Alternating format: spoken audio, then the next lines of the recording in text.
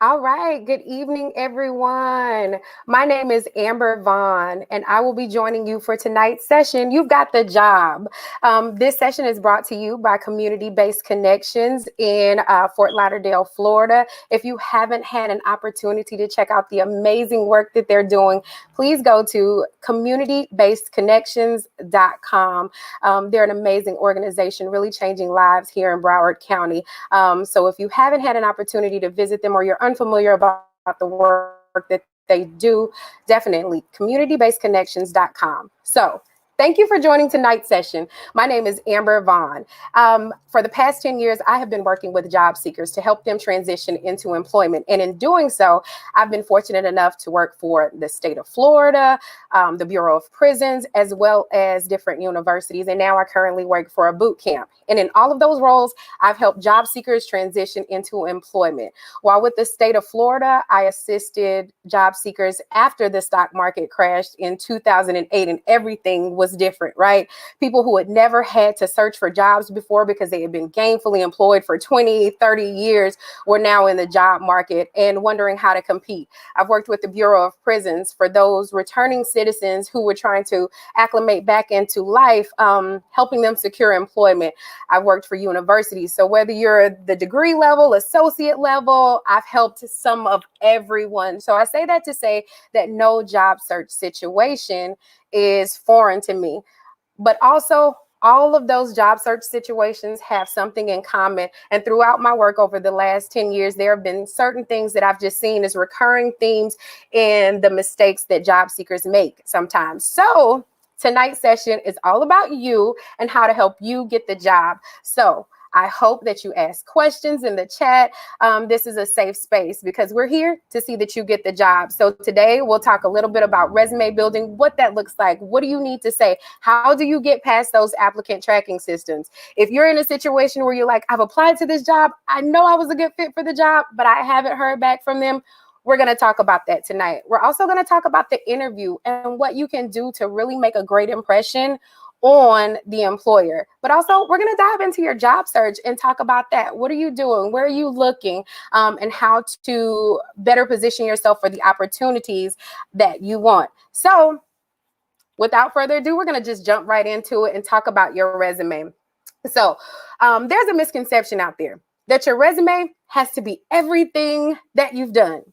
It doesn't. It doesn't have to be everything that you've done. It only needs to be the information that's relevant for that position. There's a few reasons why. So if you're so imagine that you're not the only person applying to that job, right? And you're not, right? So because you're not the only person applying to that job, there are oftentimes hundreds of applications that employers have to review. And because of that, they don't have the time to sift through the application. So you want to make sure that whatever it is that you're saying in that resume is speaking directly to the employer, and they don't have to scan to page 2 or page 3 to figure out who you are and why you're a good fit for that job. But then also, there are things out there that they use because of the volume of applications that they receive called applicant tracking systems.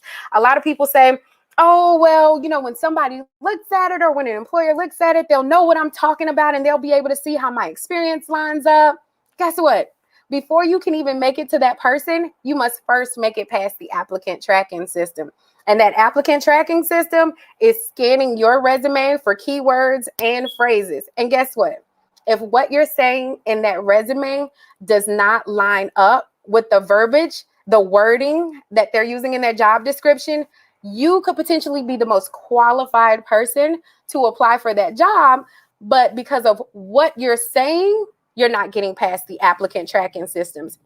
So you want to make sure that in talking in your resume that you're saying the things that specifically apply to that position. You want to make sure that your objective statement is completely tailored. You want to make sure that the skills that you're listing in your resume are tailored to that job description. You want to make sure that how you describe your experiences from previous jobs is using the verbiage, the wording that's in that job description. Because remember, if you don't use what's in that job description, that applicant tracking system is going to deem you not a fit. And you won't make it to the employer's desk. So no matter how qualified you are, we must first get past that applicant tracking system. And that's all about wording. But spoiler alert, tailoring your resume and not giving the same resume to every person, every employer is time consuming. On average, it takes me, a professional, about, I'd say, an hour and a half to tailor my resume. It's literally my least favorite thing to do, but it's the one thing that I know that gets the job done each and every single time. So what are we saying in that resume? What are we saying? We want to make sure that in our resume, it's one page. Think about it. Why are you giving an employer 2 and 3 pages of information if only a paragraph or maybe a page is related to that employer? You want to tailor your resume and make sure that what you're saying is what they need. But also, there is not a one size fits all type situation when it comes to applications and it comes to resumes and it comes to these employment opportunities. So just like you wouldn't go on a date and tell everyone, oh, I love you because you have blue hair, you have almond colored skin. You wouldn't tell that to everybody because not everybody that you meet is going to have those qualities, right? So you wouldn't do the same thing with an employer.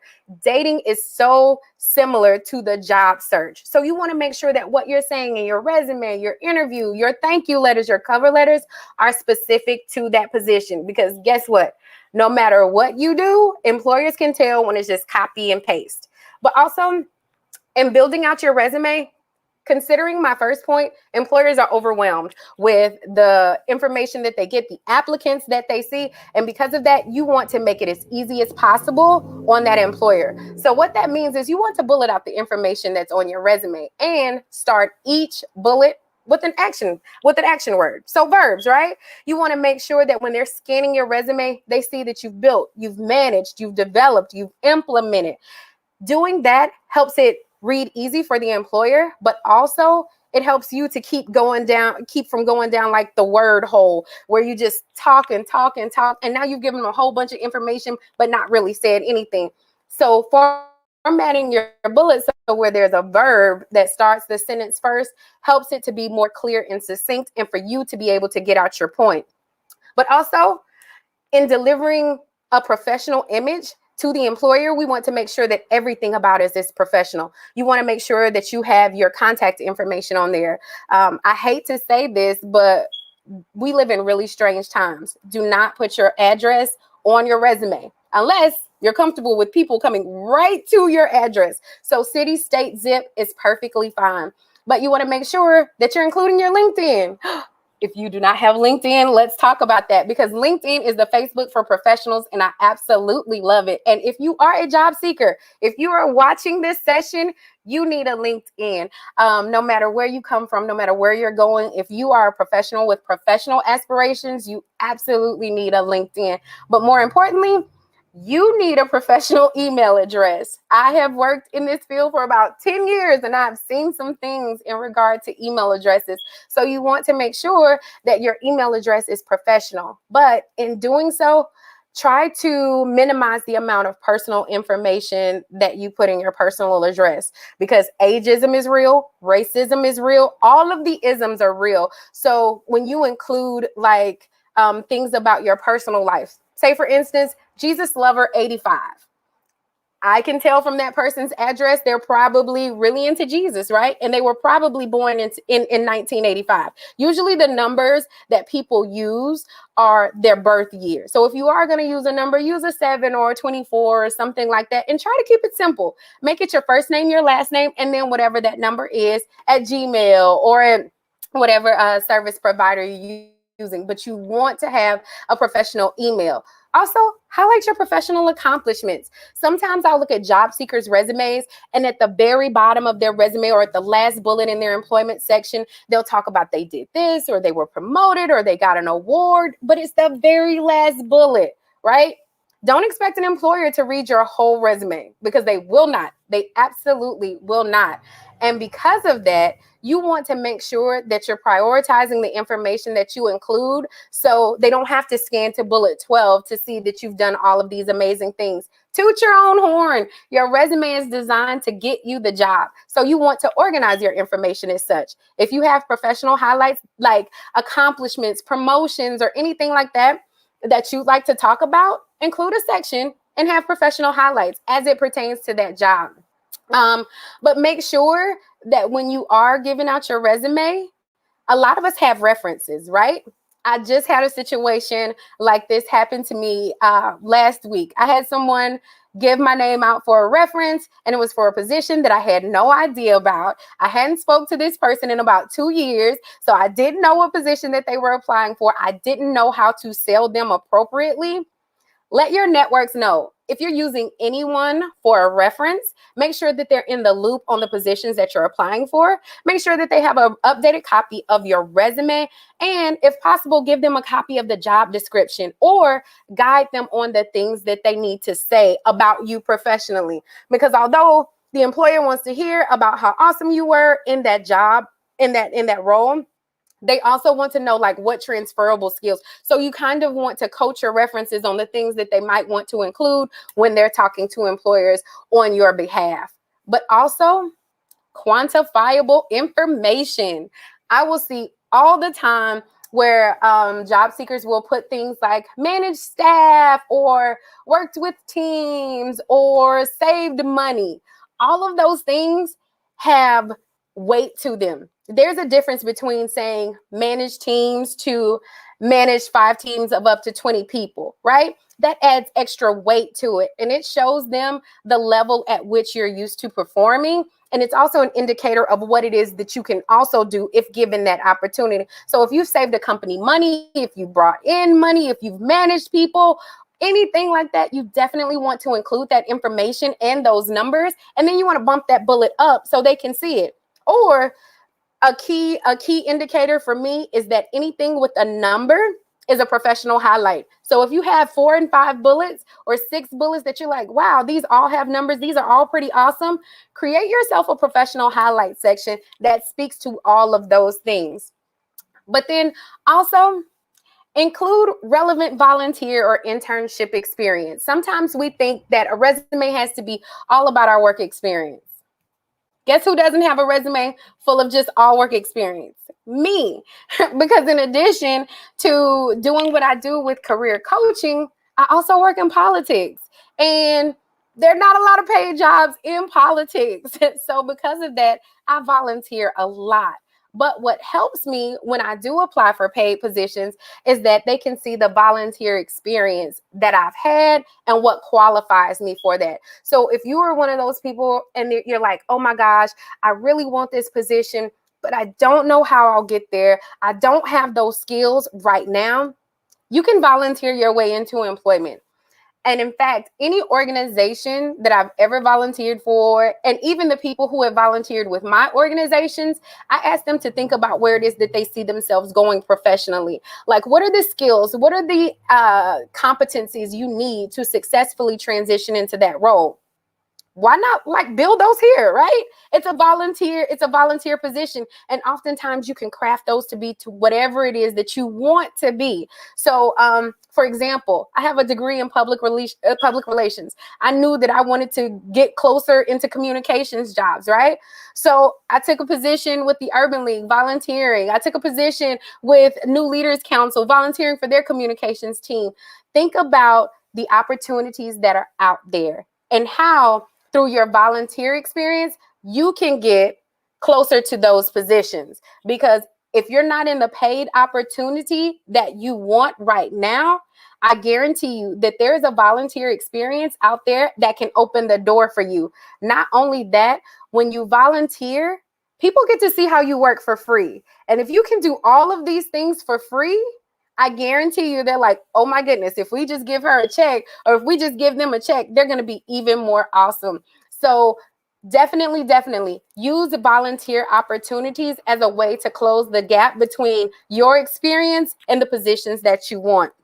But then also, I've seen a lot of people use chronological resumes for whatever reason, right?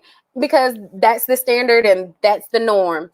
But up until 10 years ago, I was not a person that benefited from a chronological resume. My resume had everything from beauty counter manager to liquor store assistant manager to, oh my goodness, all sorts of unrelated titles. How do I bring all of that experience together?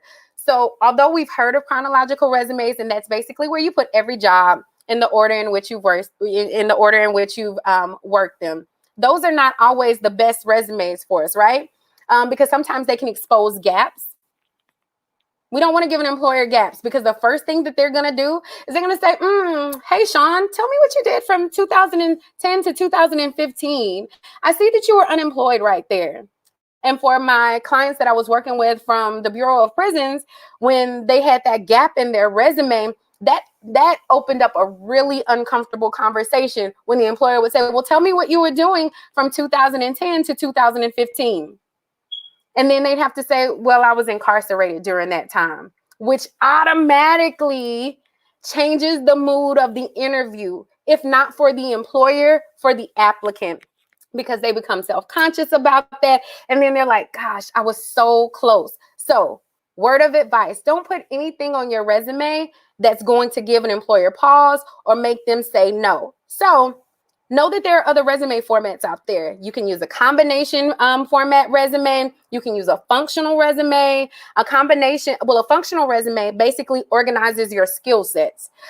So when I just said all of my experience, like got a little beauty counter manager, got a little assistant manager with the liquor store, I did some other things. What I would do is I would organize my information according to my skills. I would say, okay, this is my management experience. This is my administrative experience. And then down below that would be my relevant work experience, not my total work experience. It would be my relevant work experience. And in that section would be the employers that I worked for, the dates that I worked, and then my job titles. And then like right below that, I'd say detailed work history available upon request or something like that.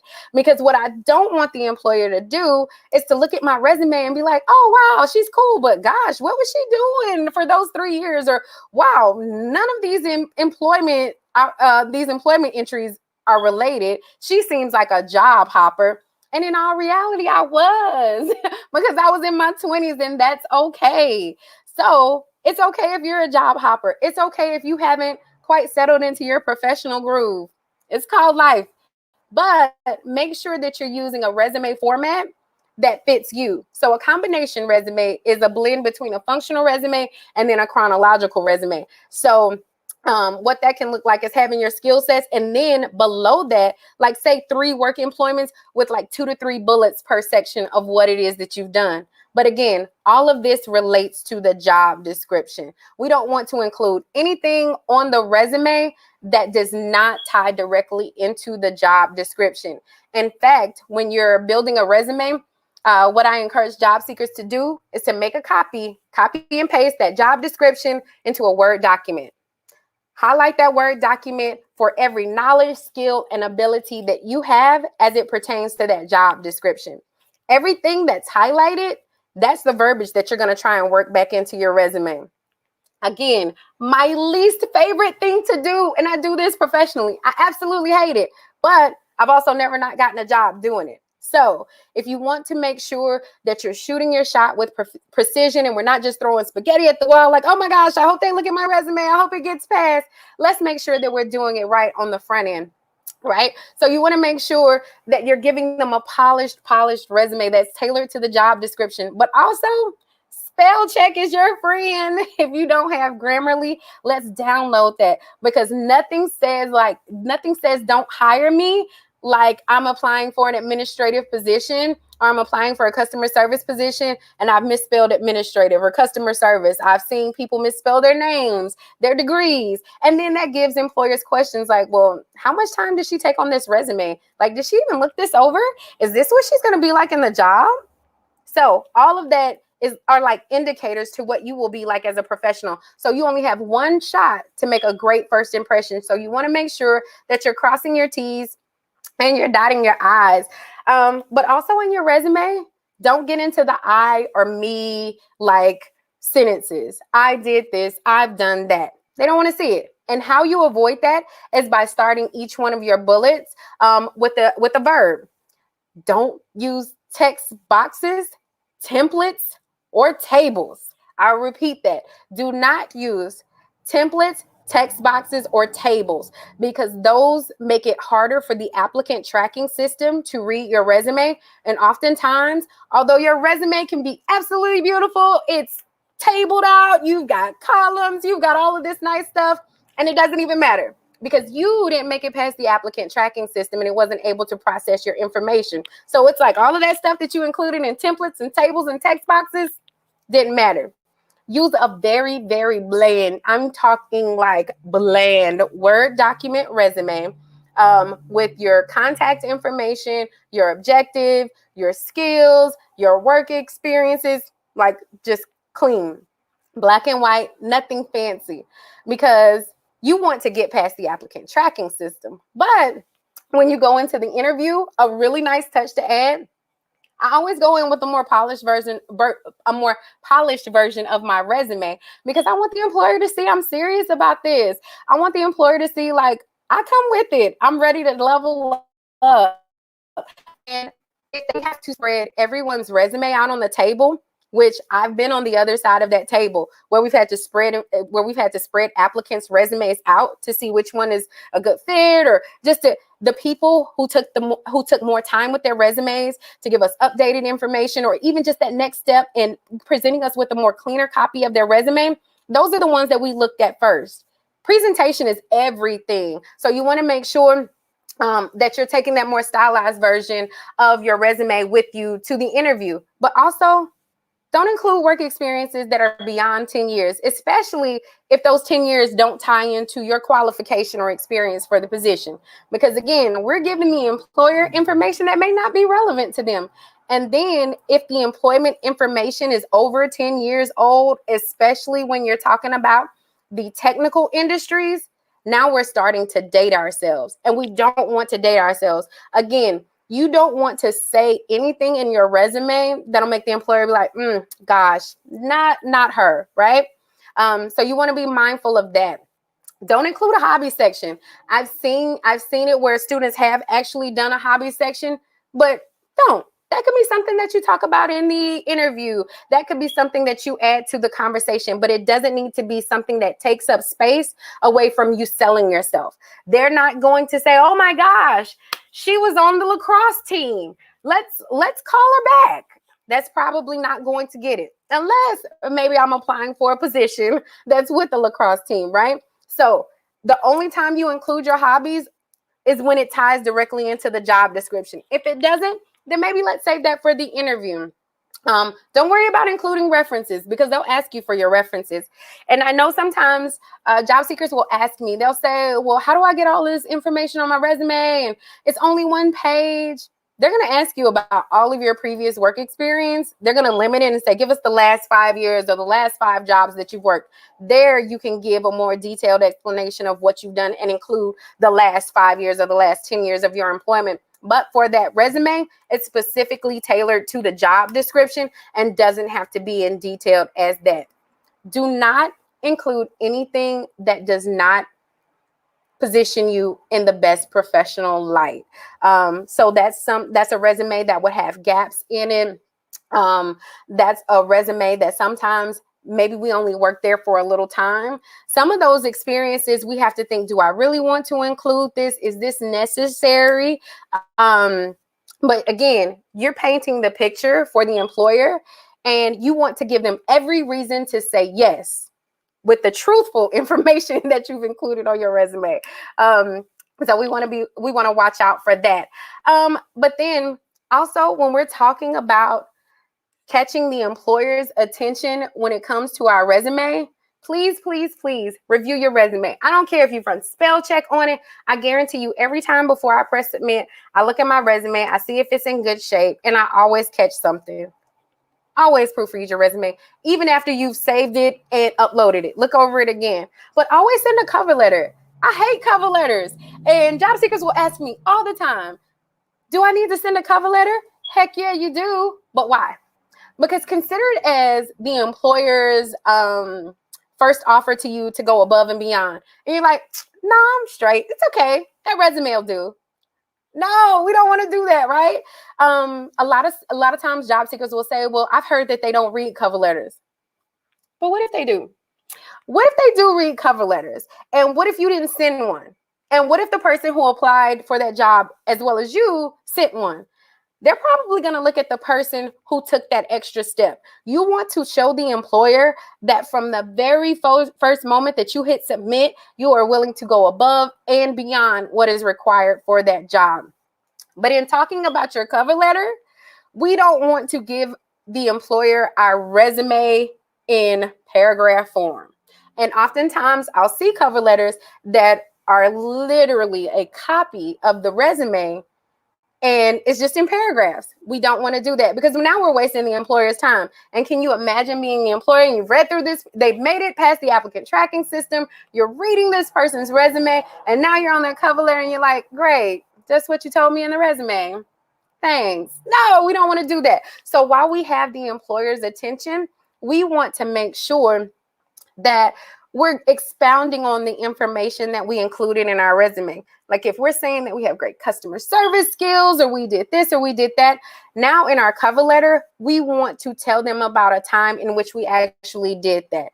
So think about what the job description is asking from the person that's assuming this role. Do they have to be a team player? Do they have to have strong written skills? What are the requirements for that job, and what do you have?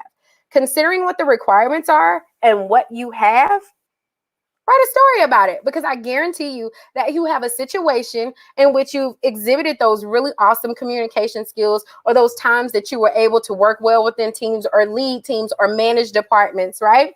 But then also you want to tell them about any obstacles that you may have encountered, because they care about how you encounter challenges. How do you work through challenges? How do you problem solve? Do you just say, oh my gosh, this is frustrating, and leave? So you want to paint the picture for them. Talk about the obstacles, the actions that you took, because they want to know that when you encounter a challenge, you don't just say, oh, a challenge, that you meet that challenge head on and you're ready to take action. But then more importantly, they want to make sure that your actions get results. So you want to give them a cover letter with a source story. The situation you encountered, the obstacles that you faced, the actions that you took to overcome those obstacles, and then your results. But then also, you can do a star story. Situation, the task that you performed, the actions that you took to perform those tasks, and then the results. That helps to get you out of the bland cover letter hole. And oftentimes the biggest gripe that job seekers have about their cover letters is they're like, Amber, I don't like talking about myself. I really don't like talking about myself, and it feels like I'm lying. It feels like I'm lying when I say all this stuff that I'm awesome and I'm this and I'm that. Well, it's not a lie if you are, duh. And if you're looking at that job description and you're saying, oh, wow, they're saying they need someone intelligent. They need someone who's a team player. They need someone who's analytical. They need someone who's forward thinking and a self-starter. If all of those things are you, it's not a lie to put that into your resume or into your cover letter, because you're showing the employer like, hey, I'm your person. I'm who you're looking for. So you want to make sure that the things that you're including in your resume are shining through in your cover letter. Always, always, always. But like with your resume, we want to make sure that we proofread that. But in proofreading and the cover letter and the resume, know that the application is only half the battle. Every job that I've ever had has been on the recommendation of others. And very rarely have I just put in a job. I can say rarely. I've put a job after recommendation, or I've never said, oh, I need to check this out. I've never gone solely in on just an application. Make it easy on yourself. When people know you, when people like you, they open doors for you. I got an internship one time on a plane, chatting this lady up. When people like you, they create positions for you. When people like you, they pass your resume along. I had a position. My first job working for a university was with Kaplan University, and the person who so I moved to Omaha, Nebraska. Long story, but I ended up in Omaha, Nebraska, and every day I would go to Kaplan University and use their computers because I was like, it's free. I'm going. And I would make friends with the people who were there. They got to know me. I got to know them. And then I was like, hey, well, I saw you guys had this position. I don't know if anything's come available, but I just wanted to drop my resume off. I didn't even drop my resume off with the right person. I didn't even know that there was a position out there available. But what happened was when I dropped my resume off, they'd already filled a position for a career director one.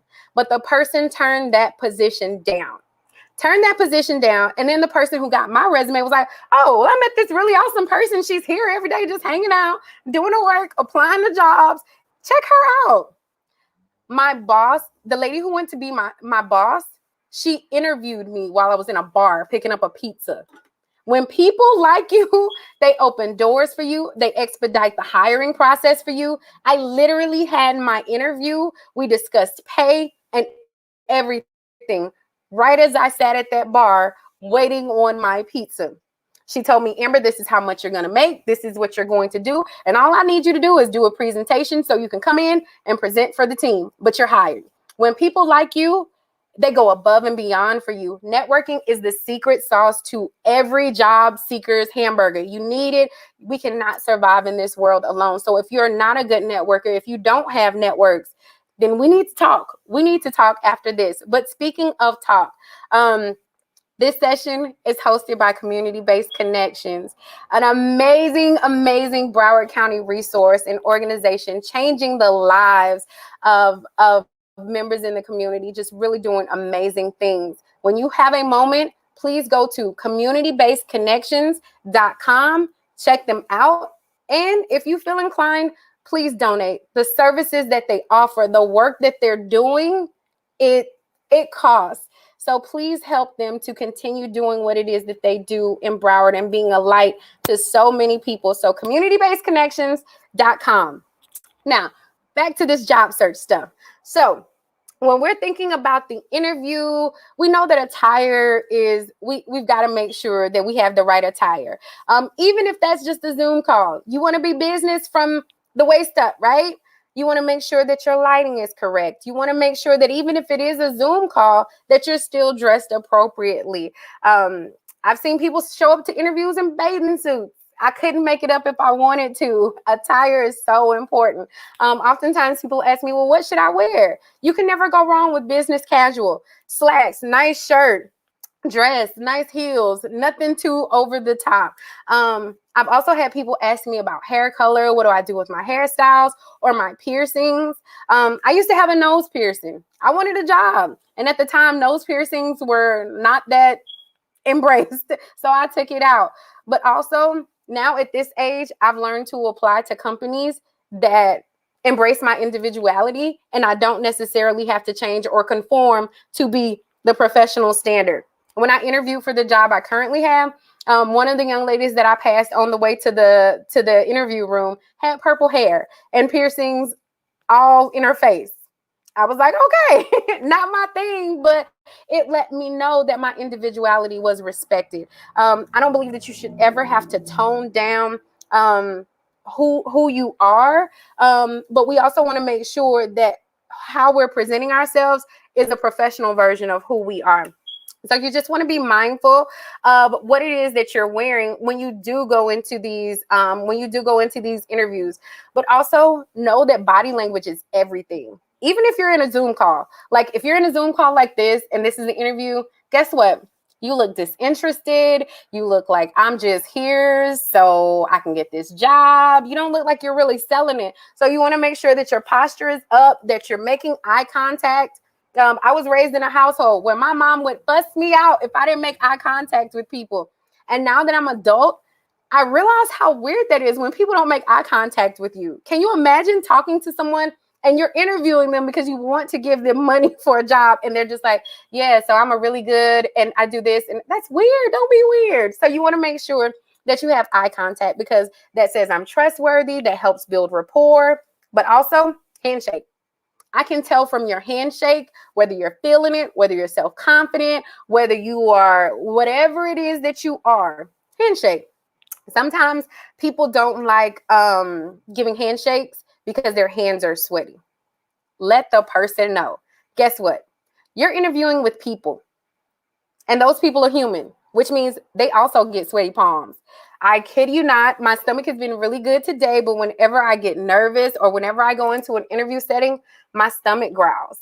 And there's absolutely nothing that I can do about it because I get extremely nervous. And what I've started doing in interviews is saying, oh my gosh, I'm so excited to be here. Please excuse me because my nerves sometimes get the best of me and you may hear my stomach growl. And then we laugh and we move on with the interview. That takes the pressure off of me from trying to overtalk my really loud stomach, and it humanizes us. It makes, and then every time that I've said that, they'll be like, oh my gosh, I tap a lot, or my hands get sweaty, or my pits get sweaty. They say things like that that puts us all on a playing field, and it kind of evens up the tension. It doesn't feel as like, I've got to be perfect, because you don't have to be perfect. Spoiler alert, they saw your resume. They know you're not perfect. They know that you may not have the skills. They know that you may be a little splotchy on experience. They know these things. So no matter how you think you've crafted your resume, they know, and they still want to hire you. So when you get in that interview, you need to give them every reason to say yes, not no to you. And in doing so, when you go into that interview, don't use words that minimize what you bring to the table. But don't just I only have an associate's degree. Well, I don't have this. Well, I worked on this, but it was only for 3 months, right?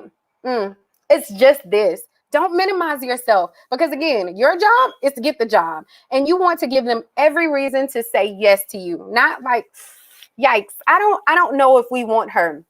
So when you go in that interview, be on your team. Make sure that you're saying positive things about yourself. Even when you're talking about a weakness, a lot of job seekers hate that weakness question. That's not a question in which you beat up on yourself or you talk about, oh my gosh, these are all of the ways that I suck. No, they want to know how you work through challenges. They want to know how you meet those things head on. So if you say, you know what, a weakness for me is time management. Don't just leave it out there in the universe. Tell them more about it. A weakness for me is time management. And as a result, I've learned to rely heavily on my calendar. And I calendar out everything. I calendar out my lunch breaks, my assignments, about how long it should take me. And as a result, I've noticed that not only have I been able to complete assignments on time, but oftentimes I'm early with the things that I have to work on. So do you see how I talked about a weakness, but then we pivoted and said, but this is how I'm working to overcome this weakness. And then we talked about my results, which ties back into the SOAR story and the STAR story. So you want to make sure that you're kind of using that format, not only in your cover letter, but also in your interview responses as well. Also, y'all, you're interviewing for a job. It's okay to look like you're excited. It's okay to convey excitement, passion. I want to be here. It's okay to smile in a situation. You don't have to tell jokes or be like overly excited, but you do want to look like you want to work there, and you do want to like not intimidate your coworkers. So it's okay to be, it's okay to smile. It's okay to be personable. Sometimes in interviews, employers will get you talking about yourself and it'll go into like, it'll get too comfortable. No matter what, always maintain your professionalism. I work with students right now who graduate from web development and cybersecurity boot camps, and a lot of their interviews are non-traditional, which means that sometimes they've interviewed at bars. The interviewer will say, hey, let's go out and let's have a beer. Do not have more than one beer. Don't even drink a beer if you can't. Like say, nope, I don't drink. I'm okay. You never want to be caught off guard, no matter how informal the interview may seem or how comfortable they want you to be. Always stay on your professional game. But just like in dating, we're going to look up who we're going out with. We're going to look on their Facebook. We're going to see what friends we have in common and Instagram and all this other kind of stuff, right? Same thing applies to your job search. Research that company, because one of the first questions that they're going to ask you is, so tell me, what do you know about this company? Why do you want to work here? And what you don't want to do is to give them a generic answer on why you want to work there. Well, I want to work there because it's a great company and I know you guys are growing. No, set Google alerts for them. Do research on them. Go to their LinkedIn page. Do you have any mutual contacts that work at that company? Can you talk with those contacts to see what it's really like there so you can get some insight as to what the job entails or what you can expect? Research the company, research the people that you're interviewing with. Oh my goodness, this sounds really cheesy, but this is me all day long, because I am like always late. I'm working on it, but I'm always late. Lay out your outfits the night before. Whatever it is that you're going to wear, make sure that you've map quested it. Make sure that you already have the GPS directions set in your phone. Make sure that there is nothing that inhibits you from being on time to that interview. Or what is it? What is this saying? Early is on time. Late is, make sure whatever that phrase is, you want to make sure that you're early. I'm talking about 20 minutes early. We don't need to be an hour early because that's weird, but 15 to 20 minutes early is okay. That gives you time to just really get settled, to check in, to find your way, to pay for parking, whatever it is that you need to do. Give yourself time so you can be prepared and you're not going into the interview super frazzled. Be nice to everyone that you meet. Be nice to everyone, the receptionist, the people in the parking lot. I had a cousin say that he met someone walking up to his office, not knowing that they were interviewing with him. And he overheard the person's conversation and how they were saying, oh, I don't really need this job. I'm just doing this just to get a job. And guess who he saw in the interview room? My cousin, who he was talking around and saying, oh, I'm just doing this job just to get a job. You never know who you'll be interviewing with. So treat everyone with respect, because I guarantee you they're going to ask the administrative assistant, the receptionist, well, how was that person? What'd you think about Sean? Was he a good fit? What'd you think about him? So be nice to everyone. And of course, be on time. Turn off your phones. You're not going to die if your phone is on silent or anything like that. So make sure that you keep that in mind. But then also, my mom raised me that if anyone ever does anything nice to you, like bring you in to say, hey, can we give you some money for your skills? You say thank you. Send a thank you note to these people. They just tried to give you some money. They want to pay you. So send a thank you note. And when you send that thank you note, make sure that you spell their names correctly. My name is Amber Vaughn, and I cannot tell you how many times I've been Ashley or Amanda or any other A name. Make sure that you're spelling the person's names correctly. You're calling them the right things, because that shows your professionalism, your attention to detail. And you can never go wrong with a thank you. It's literally come down in situations to people who sent thank yous and people who haven't. So you want to make sure that you're the person who has. But then, in saying thank you, that also makes me want to say about what happens when you get a no. Just because an employer tells you no, it doesn't mean it's a no forever. Sometimes no's are not right now. Sometimes no's are, if you had this skill or if you work on this, you could be more qualified. Never miss your opportunity to say thank you, even if they tell you, no, you're not a good fit for this position, because I have absolutely had job seekers who have applied for a position, gotten turned down for that position, and said, you know what, that's okay. I'm really interested in this company. I'm going to keep in touch. I'm going to sharpen up my skills. I'm going to work on this. And I look forward to applying with you all again. Do that. Be that person, because that opens doors. I've had students get internships. I've had students talk their way into positions, because remember, when people like you, they open doors for you.